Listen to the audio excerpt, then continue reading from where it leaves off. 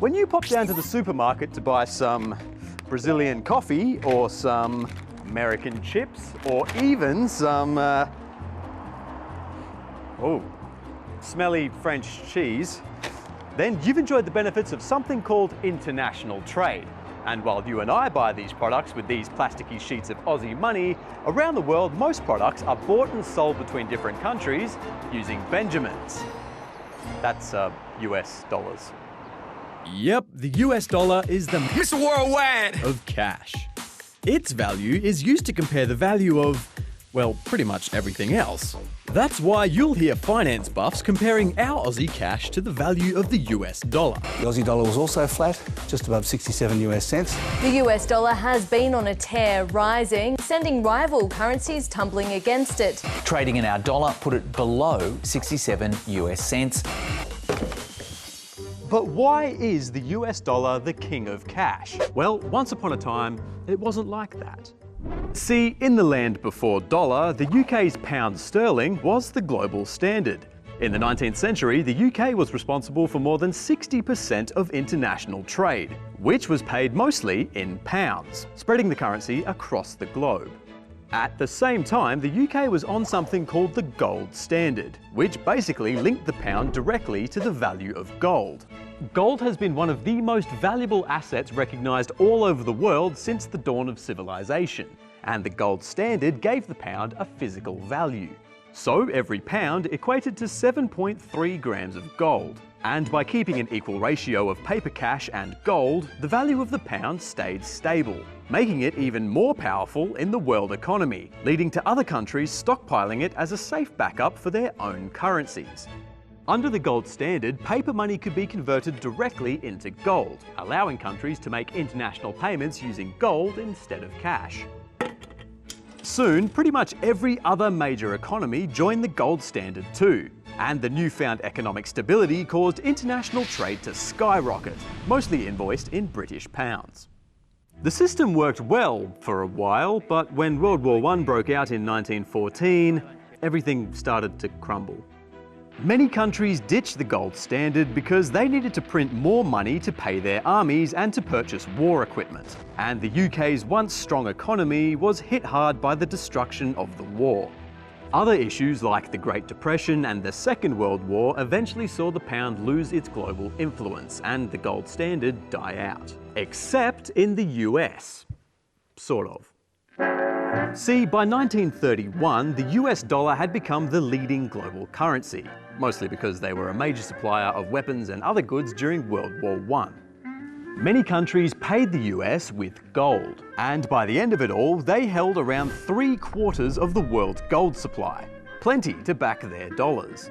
But it meant other countries now didn't have enough gold to back their currencies, like the original gold standard.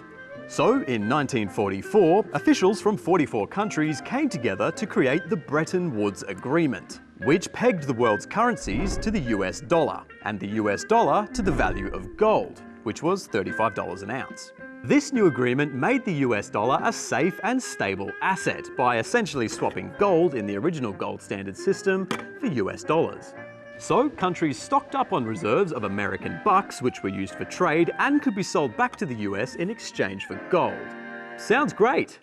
But the problem was that the Bretton Woods Agreement actually ended up overvaluing the dollar, and eventually there was so much US cash out in the world that the US didn't have enough gold to cover it all.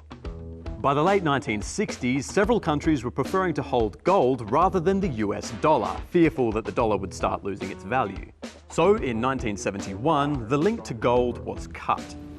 I have directed Secretary Connally to suspend temporarily the convertibility of the dollar into gold. While it was meant to only be temporary, by 1973 the Bretton Woods Agreement was dead, completely gone. Ugh. Despite that, the US dollar stayed stable enough to remain the international currency king, and is still used today. Around 90% of international trading is done in US dollars. And countries have huge stockpiles of the stuff in their central banks as a safe way to store wealth and to buy all kinds of necessary things, like foods, livestock, and major commodities like oil. Not just stinky exotic cheeses for supermarkets. Oh God, it smells so bad. Just gotta... Recently though, there's been calls for the US dollar to be kicked off its perch in favour of a new currency. Spearheading that charge is BRICS. They're a group of these nations. And 25 other nations have recently expressed interest in joining in too.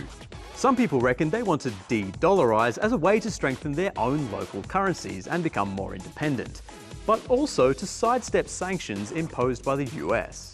So I think a lot of countries have seen and observed how the dollar has been weaponized by Washington, which has created risk and uncertainty for trading partners.